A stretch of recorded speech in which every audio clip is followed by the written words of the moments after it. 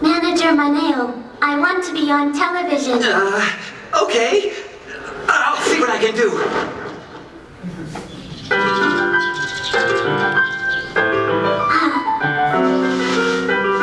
Rue, good morning. Good morning, Miss Monochrome. Your call time is soon. Okay.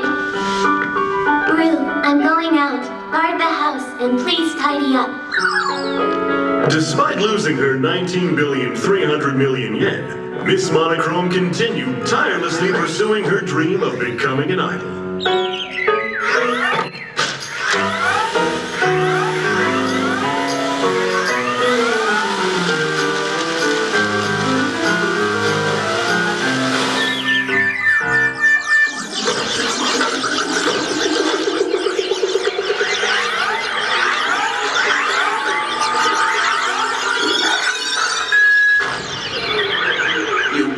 Knocked it out of the park today, Miss Monochrome. I think you played the role of a mannequin perfectly. Standing still is easy for me. Androids are so calm. Tell me though, does that old studio apartment work out for you? Yes, it's just like Kikuko, the super idol says. To succeed, an idol needs to stay hungry. Therefore, it's fine for now, until I break through. Break through! Well, in that case... It's time for me to practice autographing. I will be as popular as Kikuko, the super idol. I'm home, Rue. Was your day productive? I got paid, so I bought myself a treat. Ta-da! Alkaline! I normally use manganese, but not today. This battery lasts longer. You're lucky you can recharge whenever you want.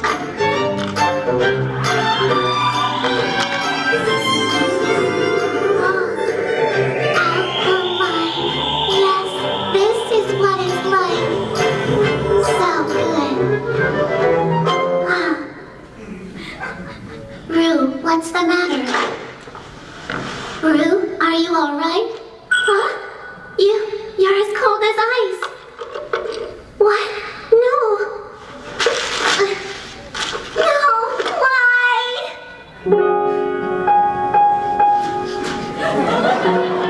Rue, thank you for everything. And I promise I'll never forget you. That night, the android known as Miss Monochrome lost her faithful Rue, and for the first time, knew what it felt like to be sad. So, to finish the whole story of Ms. Monochrome Perfect Idol, we tried out the 150 candidates and we decided on a final 4. And those final 4 actually flew to LA and in one day live actually had to audition in front of all the judges. So after all the auditions and everyone actually did really amazing, our winner was Abby Trott. So she was awarded the lead role, the character of Ms. Monochrome, but actually, luckily, all the other candidates were so talented and had all their abilities that we cast them all in the show. So actually, congratulations to everybody.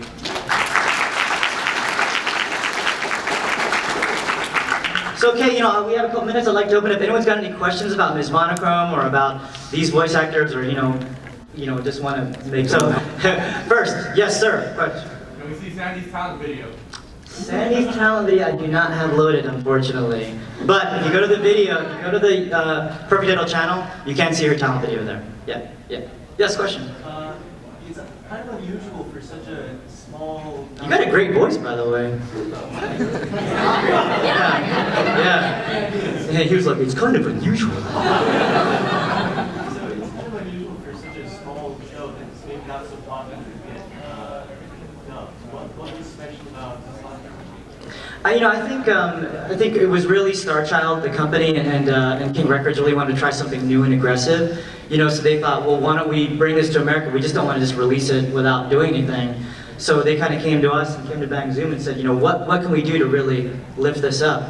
And we had the idea, why don't we cast fans? Why don't we really try to bring it into the community and make it, kind of an interesting collaborative process between the US and Japan. Does that answer your question? You should be trying out for voice acting. Okay. Yeah. So, oh, here's a guy who also tried out. There you go. Good. Question. I know how you mentioned you were nervous when they auditioned, but how were you when you actually? So the question is, were they nervous when they auditioned? Sandy first. I think it's safe to say that we were all just kind of like, just really, I know, like we were psyching ourselves outside, we were standing outside, he was pacing back and forth like, all right, practicing the voices, and I'm like, it's okay, I can do this. And then I went in there, and like, but once you're in the booth, maybe that was just me, I don't know how it was for you too, but when you're in the booth, it's like, you turn everything off, and you're just like staring at the screen, and you're just like, wow, okay, yeah, let's do this, and then you look over at the directors, and you're like, was it good? And then they don't say anything, they just stare at you, and you're just like, oh man, that's, oh, okay. And so it was scary, yeah. John, how was it for you? To answer your question, I think I was singing Disney songs outside. That's kind of what I do to deal with it. But I was pretty nervous, but you know, you gotta go for it. You get these moments in life and you gotta do your best, right? So about you, Disney Abby? songs. Disney song. How about you, Abby? Hunchback. Oh, no, that's as far as it goes. I was really nervous, like for like moments, and then I would be like fine, and then I'd be super nervous. But I was also so tired at that point that like by the time I got into the booth, I was like, nothing matters. I'm just gonna do this, and hopefully it'll go well. And I can only do my best now. So I realized I did bring one talent video. Actually, I brought Abby's. Do you guys want to see Abby's talent video? Pretty darn good. Here we go.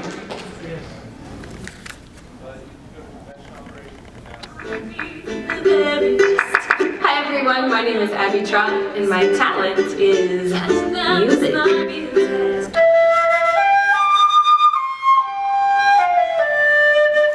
I lived in Japan for 6 years. I was on the JET program for 2 years, and then I moved to Tokyo to work as an actress and a singer. ずっと一緒にいた二人で歩いた一本道二つに分かれて別々の方を歩いてく Also, I make cake. 君がいない夜だってその中 The endings on those videos scared me. Yeah. So, okay, so great. So, any more questions you have? We do have one more episode, and I can show you some stuff. Question here. As far as the actors go, what was your experience as voice actor before you were cast in this Monochrome, and what resources would you recommend to people who are looking to become voice actors? Oh, great. Let's go down the line. Why don't we start with Keith, actually. Keith's the most pro, and then we'll go right, and everyone can give you a good answer. There's a lot of resources. I mean, first off, I always say if people want to get started in voiceover, it is acting. So you want to take acting classes, any kind of acting classes. If you're here in the LA area, you're lucky. There's a lot of voiceover classes. Bang Zoom's still teaching classes, right? Bang Zoom teaches classes, and they sometimes cast right out of their classes. I mean, you know you're meeting people who actually cast and direct and what have you. So that's always good. There's also what's Yuri and Tara's book? I think it's called Voiceover, Voice Actor, which is an awesome book, and it really covers everything because they were asked questions for so many years. They were like, let's just make a book. So everything's in that. So.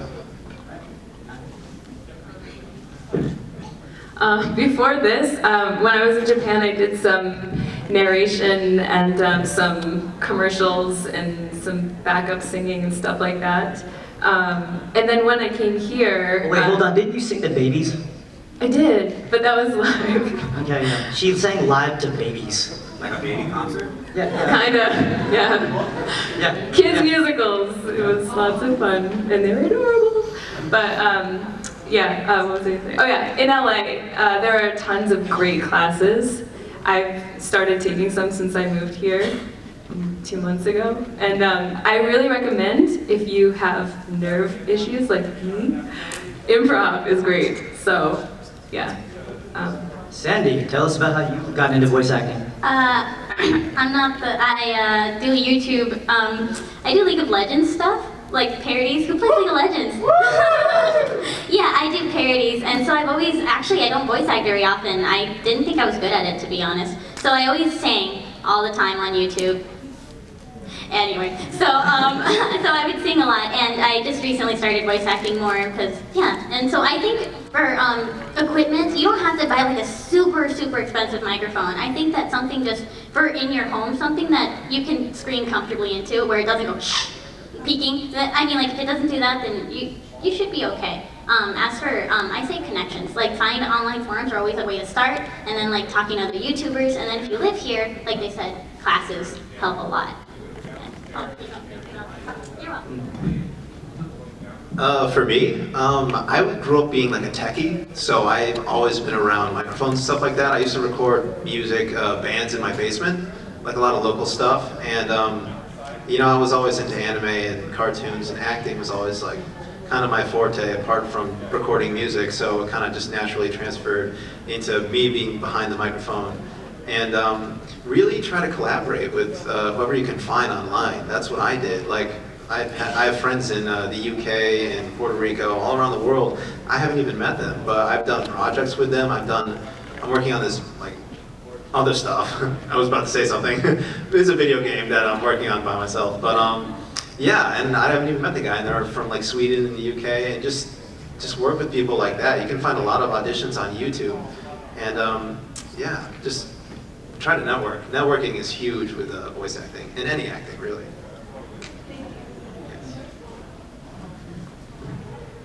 So again, like mostly like Keith said, that it's mainly about acting. So any kind of acting classes at school, play, you know, community thing, I think it'll be really helpful. But like, you know, Sandy, she says she doesn't have any voiceover experience.